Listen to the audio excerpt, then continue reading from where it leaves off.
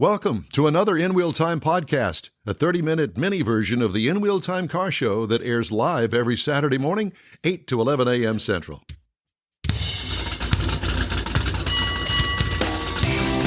Live, it's the In Wheel Time car talk show. Coming up, Shawn Jones, Corvette Invasion Wrangler. Conrad will have the In Wheel Time car clinic, and I'll bring you this week's auto news. Howdy, along with Mike out of this world, Mars. King Conrad DeLong. We always need more Jeff Zekin. I'm Don Armstrong. Thank you so much for joining us on this live edition. We're live every Saturday from 8 to 11 a.m., and we hope that you'll join us every Saturday, 8 to 11 a.m. Mm-hmm. I have an apology to make right out of the box on this because Shawn texted me yesterday in the middle of the heat while I was flying, and I said I'd call him back afterwards, and guess what? I got out of the helicopter too late and then had other things going on. And Shawn, my apologies. I'm sorry. I'm sorry. You know what? It just happens sometimes, you know? Hey, I'll forgive you. Okay, well, thank you very much. There's no air conditioning in his helicopter. No, there's nothing in, no. Poor no Don, I know taking a helicopter with no AC. Gosh, I don't know how you live at night. Sleep at night, I mean, God. Shawn, don't feel too bad. He forgot why he was going in the other room this morning. That's exactly, yeah. Well, that happens quite a bit. Shawn Jones is the creator of a thing called the Corvette Invasion, and it happens and it has been happening. This, I guess, would be the 10th one. Yes, sir. And it happens up at the city of Bastrop. Mm-hmm. Now, for those of us that know about kind of a little bit about Central Texas, Bastrop is the place that you go if you're going to go 71 up to Austin. It's a suburb. It's a suburb of Austin. Suburb of Austin. Yeah, exactly. And they also have a good Buc-ee's there. And it's a great place to hold a car show, and especially about Corvettes. And it's also very close to Circuit of the Americas. There you go. Well, I will tell you that last year, Leslie and I had a great time and a great bed and breakfast up there. It was a wonderful event. I truly mean that. And lots of Corvettes showed up, and I assume that it's going to be the same version 10 years later. Correct, Shawn? Well, things are actually going to change. And I want to kind of, if I could, just kind of start with the history of the Corvette Invasion, how it got started. So in 2013, my buddy Steve Pond with the Houston Corvette Group reached out to me. I was the activities director for the local Corvette club here in Austin. And he reached out to me and said, hey, we're going to be coming up and up to Austin, and let's get together and just have some, have dinner, have a good time. And so I made a call over to my buddy Jody, who was running the Oasis restaurant here in Austin at the overlooking Lake Travis. And we met up for dinner, and that little dinner party among two Corvette clubs through social media, of course, grew into about 300 Corvettes. Nice. So, and all 300 show up at the Oasis? Yeah, pretty much. Oh, pretty God. much. Yeah. That's what everybody says. Like, oh, gosh. And, the people that were out there just trying to enjoy a regular, evening dinner, enjoying the sunset. And all of a sudden they see all these Corvettes coming out and like, what's happening here? What's happening here? Right. But, that was really just two Corvette clubs thought we'd get together for dinner and then throw it out on social media.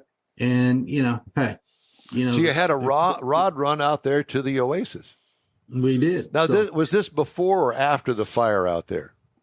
I was way after. Yeah. Way after 2013. Remember what year the fire was, but it's been, oh gosh, they've renovated that and they've really made it look, top notch out there. Yep. It's really a nice venue. If you ever get a chance to get back to the Austin area, I'd recommend it. It's a nice place. Absolutely. And downtown Bastrop's kind of a destination place to go visit as well. Sure. Yes, it is. Definitely. Bastrop's, well, like anywhere in Central Texas and probably all of Texas, it's just growing so fast. But kind of going to go back to the history of it. 2013, we had this little dinner party. And then 2014, and I told you we had about 300 Corvettes show up that first year. If you can kind of think about this, we almost doubled that the second year. So the word got out the first year that we had all these Corvettes, and the second year it almost doubled. When it did that, it was frightening. It was like out of control. out of control, no parking. No, it was pretty insane. The Circuit of Americas got a whiff of this, and they had just opened up their racetrack, and they asked us to come out year 3, and we did. We spent a few years out there. It was great. We loved, going out there and enjoying the track. But in 2019, the city of Bastrop said, we would love to be your host city. And we host hotel, and we have a convention center. And, in Texas, July, it is hot. So we heard convention center. I said, does it have good AC? And they said, yes, the best. And I said, we want to be there. Yeah. So we moved it to Bastrop, Texas, and they've been so welcoming, so great to work with. Have a great convention center. And so our car show is there at the convention center parking lot, but all of our vendors, the food, refreshments, the awards ceremony is inside now, which just makes it great. Good planning. Good planning. Yep. Yeah. The people that have known the history of this, even some of the people that have said, look, it's just too hot for me to come out. I said, look, come to Bastrop though. We've made a lot of changes, and I think, Don, you were there last year, and I apologize to you. I was running around like a chicken with my head cut off last year. I didn't really get a chance to chat with you, but I did see you out there. I know, and I will tell you that I knew that. And listen, I've been to enough car shows to know that the organizer of the car shows got his hands full. Yep. And I ran into you that morning that we did the Circuit of the Americas, and man, it was crazy, and lots of Corvettes out there, and you had a wonderful time running the Circuit of the Americas. And I know we need to keep it below 45 miles an hour. Okay, fine. This year, now I will say this year we're not going to be going back to the track. And I know that's a disappointment for some. But we have decided to focus more on what's happening in Bastrop. So we won't be going back to the track. Now, I will tell people that are bummed about that. If they want to come back in November, I am partnering up with SVRA, Sports Car Vintage Racing Association. Yep. And I'm partnering up with those fine folks. And we're going to be hosting a big Corvette corral that weekend, along with the vintage racing, and then we'll do parade laps that weekend for their event. That'll be cool. For Circuit of the Americas. Mm-hmm. Yeah. For the Corvette Invasion this year, we basically our schedule is Friday night. We're going to have our meet and greet. We're very excited about that because we have Ben Keaton that's going to join us this year. And as y'all know, he just won 24 Hours Le Mans. Yes. So we're very excited to have him as our guest speaker Friday night. And we'll have some good food and drinks. And then we'll have live music by the Clutch Kings. So that'll be happening Friday night. And then on Saturday, we'll have our big Corvette car show. We're expecting somewhere around, probably around 200, 250 Corvettes. When we moved it to the Bastrop, we did take a hit on the number of Corvettes we used to have. But now I think it's better because it's not, Don, you've seen it. Like when we were at the track last year, there was probably well over 400 Corvettes out there. Yes, there were. Yeah. Easily. And so by limiting the number of Corvettes that we have for our Corvette car show, I think makes it go smoother, and it entices people. They need to register early. They can't wait until the last minute because last year it sold out. This year it may sell out again. We hope, but makes it a lot more manageable. And there's been 2 or 3 events that have done that. Hot Rod Tour of Texas, they've got a limit. Lone Star Throwdown, they've got a limit. And there's another one out there that it just you got to be able to manage it, or else your people don't have a good experience. Yeah, you lose control of it. Nobody wants to come back. Right. You're right. So you're making a good move there. Well, I really got to thank you for arranging for the Wienermobile to be there. Because we thoroughly enjoyed speaking to the representatives of Oscar Mayer and the Wienermobile gang that were there displaying the Wienermobile. That was a feature that I truly loved. And we got to see one of the things about having a car show with one make of car, a Corvette, and you can see all of the different interpretations of what that owner thinks their Corvette should look like. Yep. And let me tell you something. It's all across the board, anything and everything you can imagine. You got the race group, you got the show group, and then you've got the group that has bought every trinket imaginable. The guy who's got a credit card and a J.C. Whitney catalog. That's right. Yeah. And Shawn knows exactly what I'm talking about, and they're all there. And it's fun to see that. And the other fun part about these shows like this is that people bring the lawn chairs, got their umbrellas, stay out of the heat, and stay there and talk to your other Corvetters out there that we all have the same passion. And the one nice thing that Shawn does is the early models, the C1s, the C2s, and some of the C3s, and they had their own little special place up there at the front of the convention center. So I thought it was very well handled and well done. Well, thank you. And I can't take all the credit, of course, because I have a lot of people that do help me. Like Don Armstrong. Yeah, right. Like Don Armstrong. No, I have one big, a few big shout outs I have to give to my buddy Glenn Judice. He's actually down by Beaumont. He comes up every year and helps me with this event. He does so much for us, and I have to give him just a big shout out. He's like a brother to me. And then my business partner, Elaine Prout, she handles the registration and all those people that are coming in there getting the registration packet. She's got to deal with all the questions and things. My wife helps her on that too, and she also does breakfast as well. I'll tell you that. Right. We have breakfast on Saturday morning. That's actually, we have a caterer, Jean Lane. She does phenomenal. She'll have. Well, last year everybody was pitching in, and I told one of the girls over there. I said, "Need some help? Come on back, help me." Sure, no problem. Yeah, it's a great group of people, and like I said, I've got so many volunteers that help me make this successful.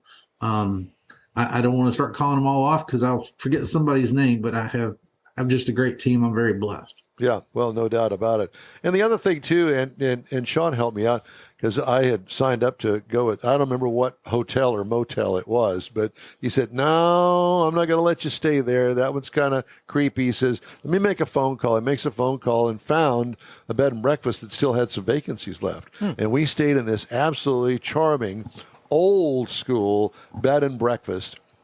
And the lady had converted it into just that. And it was a wonderful experience, and she was a great person, and I want to thank you for turning us on to that.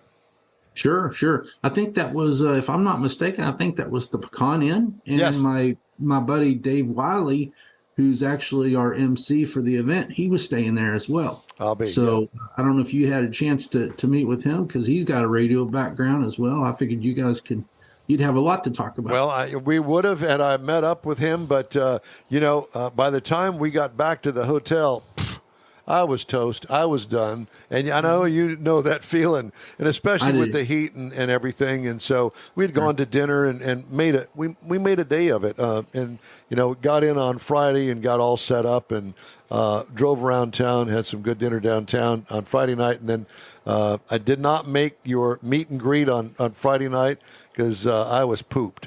But Saturday it was a great time and spent the day out there and had dinner down there on Saturday night. So it's a great, short, but sweet little event. And I know if anybody is a car person whatsoever, they would truly enjoy stopping by and seeing what the Corvette Invasion is all about. Yes, we welcome everybody. And I get asked all the time, do I have to have a Corvette? Well, you have to have a Corvette to register. But it's free for the public. So I want to make sure everybody understands that. This is free to the public. They're going to have spectator parking at the PAC Center, which is just down the road, and we'll have some complimentary shuttles. So I invite everybody to come out of all ages, come out and see these beautiful cars. And hey, if you start getting a little too warm, go inside the convention center, enjoy our vendors. Like I said, we'll have food, beverage in there. We'll have some giveaways. It's going to be a fun time. I think everyone's going to enjoy it. Great car show. Yeah, it truly is. And I will say this about parking, that I noticed that right away, early on, that there were a lot of people snapping up those parking spots around the convention center out on the street. Didn't have to walk and I very know far. that the neighbors were out there going, "Ooh, honey, did you see that car parked out in front of the house today?" And those got snapped up pretty quick as well. So it's a nice, safe, good event. And wish I were going to be there. I'm going to be heading up to the UP of Michigan on that day, and I'll be thinking of you. Well, I appreciate that, Don. And, if you can't make this event, one of the things, if you don't mind me mentioning, I have several events throughout the year. This is all I focus on. So I do about 8 different shows a year, Corvette Invasion being the one that is probably our largest event, one it takes probably the most time to prepare for. But, I have a monthly Pistons at the Park in Pflugerville, Texas. I have an annual Rockin' Rides in March. I'm actually helping with the big, nice display of cool cars for the upcoming Austin Auto Show later on this month. I'm going to be launching a Gears and Guitars, which is a music festival and a car show. And then I'm working with SVRA more too. I've got the event in November at COTA. I'm actually traveling with them to St. Louis in September for a big birthday celebration for the Corvette. And then I traveled earlier this year to NOLA, New Orleans, and to Sebring, Florida, all doing Corvette corrals for SVRA. So there'll be a lot of things coming up that you can come out to one of those maybe. Well, thank you. I'd love to have the whole gang come out maybe next year, and you set up there at the inside the convention center, and maybe do your show live there. There you go, Mars. There you go. Okay, so you can work on that. Well, I will tell you that. Ask you a question? Is there a clearinghouse website that I can find all of these events that you just mentioned? Well, so I have a very popular Facebook group called Sweet Rides of Central Texas. Okay. And if you're a true car enthusiast, I recommend you to go on this page, or it's actually, we have a page and we have a group. Okay. So if you go on the page, you'll get notified of the events. If you get in the group, that's where you're going to get all the good stuff. Hey, where can I have my car seen about this or that, or what events are coming up? Every week I always ask, what are your, car related plans? Yeah, because I don't even know. So everyone in the group, they'll throw things out there, and it keeps the car community, informed of what's happening. Well, fresh ideas too. It's not just Sweet Rides; it's Sweet Rides of Central Texas. Yeah, full thing. That is correct. Yep, Okay. Yep. So Cool. they can like it on Facebook, and they can also join the Facebook group.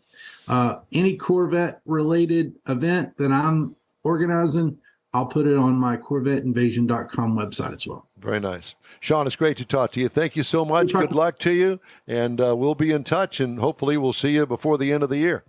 Sounds good. Thanks for having me. Thank you. Shawn Jones, Corvette Invasion, coming up the weekend of July 14th through the 16th at the Bastrop Convention and Exhibit Center. Exhibit. Mm-hmm. All right. Time now for Conrad's Car Clinic.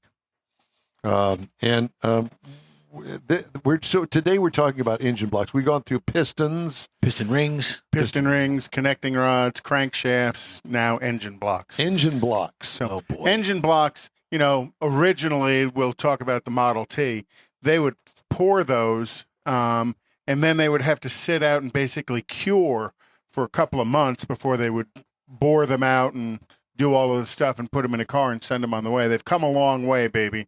So some of the early engine blocks, the crankshaft was in the bottom, and then you bolted jugs on top of it, which were the cylinders. And, that lasted for a long time, and that's still the case in a lot of aircraft engines. Is that I was going to say, and air-cooled engines. The cylinders are just bolted on top of the engine block. And then it kind of evolved, and then they went with an integrated block, and the integrated block with the crankshaft, camshafts, and the cylinders were all poured into one molding. Now, the way that they do this is it's layered together with sand castings. So there may be 5, 6, 7 sand castings that they put together and then stack on top of each other, then pour the molten metal on top of it, and then they have to wash the engine out from all the sand debris from the casting sand. I did not know that. Yep, that was the way it was done earlier. And then So then they had an integrated engine. This happens to be a flathead, and you can see the valves. Well, the valves were in the head, still in the block, not in the head. And then, now a much more integrated inline 6-cylinder that everything was together. And then you can kind of see casting lines in the block itself as it was sand casted together. And it's like the sand mold would go and they'd layer them together because very complicated internal shapes on these engines. Like sand through an hourglass. Right. And then they moved to what I call an integrated engine, which the cylinder head, well, this isn't it. This is a V6. Actually, it's a V6 with cylinder liners in it.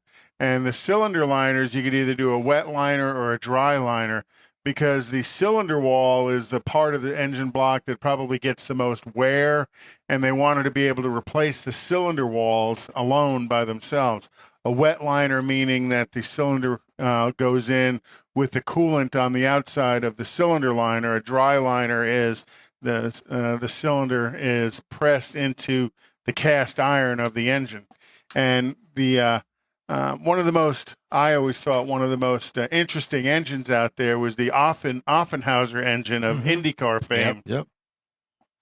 Back in the 50s and 60s. That Offenhauser, the cylinder head and engine block were integrated. The cylinder head didn't bolt on and off. It was poured into the engine block.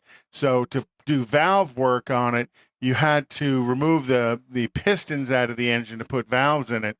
And the benefit of that is they could go with, 50, 60, 70 pounds of boost on those engines, create a lot of horsepower without having to worry about blowing head gaskets on them. So that was the benefit of the earlier Offenhauser engines.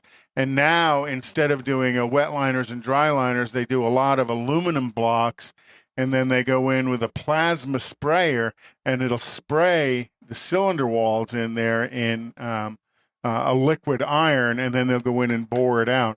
So the complexities of engine blocks has been advancing. And I believe that Koenigsegg, who they build these ultra supercars, they're actually doing 3D castings, kind of like computer-generated 3D moldings that you can see these little 3D printers doing. They're actually doing some of their engine work with basically 3D printing, but it's applying liquid metal to do it because how complicated the internals of the engine are, and they want to make sure they build enough strength to create 2,000 horsepower out of a 3-liter, 4-liter engine. That's so they have to make sure it's ridiculous stuff. Yeah. So that would be the LS engine. Well, the LS engine isn't. The LS engine is still sand casted, but it's aluminum. Well, some of them are aluminum. The LS engines in the cars are aluminum. The LS engines in the trucks are still cast iron with aluminum heads on them. And the reason for that is they wanted that cast iron block because it's stronger than the aluminum block. Yep. Most of the LS or all the LS engines are still sand casted. One of the important things you have to do in a sand casted engine is clean it correctly. There's I always have an Oldsmobile angle to this. There's a story at Oldsmobile that Oldsmobile was providing the New Jersey Police Department with pursuit cars back in the 70s, the Delta 88. And what they were finding was these high-speed pursuit cars would lose the thermostat housing on them. And all of a sudden, it'd spew all the coolant out. Well, what was going on was there was still some residual sand casting in there. Stuck in there. And no, it wasn't getting stuck in there. It was literally sandblasting a hole from the inside of the thermostat housing. So then they went to pressure.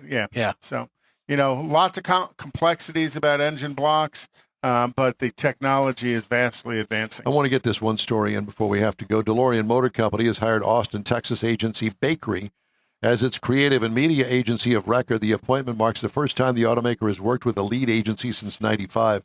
DeLorean, which became a cultural icon thanks to Back to the Future, hadn't produced a car in 40 years until it announced its upcoming Alpha 5 model. The company was looking for an agency that could help tap into the culture. In the 90s, Mr. Wynn acquired the intellectual inventory and property rights and trademarks from the company founded by the notorious John DeLorean in 75. Need for an agency came as the automaker set up to launch the Alpha 5. Be looking for that. Back after this. Everyone at the Tailpipes and Tacos Cruise In at the Lupi Tortilla Tex-Mex in Katy, thank you for participating in the best cruise in around and look forward to seeing you again. You'll hear about the next cruise in date right here on In Wheel Time. Next time you're in the West Houston Energy Corridor area, be sure and stop in at the original Lupi Tortilla Tex-Mex at I-10 and Highway 6 or the Katy location on the Grand Parkway at Kingsland Boulevard. When passing through Beaumont or College Station, stop in and have Lupi's award-winning beef fajitas and frozen margaritas. There's always a celebration at Lupi Tortilla. Lupi Tortilla founder Stan Holt and his wife Sheila are winning racers on the NHRA drag racing circuit and have a collection of hot rods and classics that everyone appreciates. Look for them at the next Tailpipes and Tacos Cruise In. The date will be announced soon and will once again be held at the Lupi Tortilla Tex-Mex on 99 and Kingsland Boulevard, just south of I-10 and Katy. We'll give you all the details right here on the In Wheel Time Car Talk Show and online. Donations benefit God's Garage. We'll see you then. You own a car you love. Well, why not let Gulf Coast Auto Shield protect it? Houstonian John Gray invites you to his state-of-the-art facility to introduce you to his specialist team of auto enthusiasts. We promise you'll be impressed. Whether you're looking to massage your original paint to a like-new appearance, apply a ceramic coating, install a paint protection film, nano-ceramic window tint, or new windshield protection called ExoShield, Gulf Coast Auto Shield is where Houston's car people go. Curbed your wheels? Instead of buying new, why not have them repaired? How about a professionally installed radar detector? Gulf Coast Auto Shield does that too. Get a peek inside the shop and look at the services offered by getting online and heading to gcautoshield.com. Better yet, stop by their facility at 11275 South Sam Houston Tollway, just south of the Southwest Freeway, and get a personal tour. Gulf Coast Auto Shield is your place to go for all things exterior. Call them today, 832-930-5655 or gcautoshield.com. The award-winning In Wheel Time Car Talk Show is available on the most popular podcast channels out there in 30-minute episodes. We realize our 3-hour live show can be difficult to catch in its entirety, so now you can listen every day to a convenient, fresh 30-minute episode. Check us out on Apple Podcasts, Spotify, Google Podcasts, Amazon Music, and Audible, along with a dozen more. In Wheel Time has the most informative automotive guest interviews and new car reviews, along with popular features including Conrad's Car Clinic and This Week in Auto History, along with automotive news headlines. Our live broadcast airs every Saturday, 8 to 11 Central on InWheelTime.com, the iHeart app, and on YouTube. Be sure to say hello when we're broadcasting from the Tailpipes and Tacos Cruise In, Autorama, and the Houston Auto Show, among others. Now, it's easier than ever to hear about all things automotive all week long. You're invited to join fellow car enthusiasts in becoming part of the ever-growing In Wheel Time Car Talk family. Don't forget those 30-minute podcast episodes on your favorite podcast channel. Well, that's a wrap for this week's In Wheel Time Car Talk Show. When you're online, follow our Facebook page. Give us a like. Tell your friends about us and share our junk if you would, please. Yeah. We're depending on you to help us get the word out. Isn't that what car people do? Yep. We keep you posted on all things automotive all week long, including car reviews, upcoming events, cruise-ins, racing events, and other informative and entertaining car and truck goodies. You can find the In Wheel Time Car Talk Show 24/7 on the iHeart Radio app and our live video stream on Facebook, YouTube, and on InWheelTime.com every Saturday, 8 to 11 o'clock Central Time. Daily 30-minute podcasts are up on your podcast channel that you use all the time. The In Wheel Time Chief Engineer is David Ainsley. Our Marketing Advertising Advisor and Video Technical Director, as always, we need more Jeff Zekin. For a booking agent and podcast popper, Mike Mars, and Mr. Know-It-All, his royalty, King Conrad DeLong, I'm Don Armstrong. Please join us for our next live In Wheel Time Car Talk Show, Saturday, June 24th on all of these In Wheel Time Car Talk outlets, right here on the Smoke and Mirrors Network, 8 to 11 o'clock Central Time next Saturday. Have a great weekend, stay cool, and so long for now. That's it for this podcast episode of the In Wheel Time Car Show. I'm Don Armstrong, inviting you to join us for our live show every Saturday morning, 8 to 11 a.m. Central on Facebook, YouTube, Twitch, and our InWheelTime.com website. Podcasts are available on Apple Podcasts, Spotify, Stitcher, iHeart Podcast, Podcast Addict, TuneIn, Pandora, and Amazon Music. Keep listening, and we'll see you soon.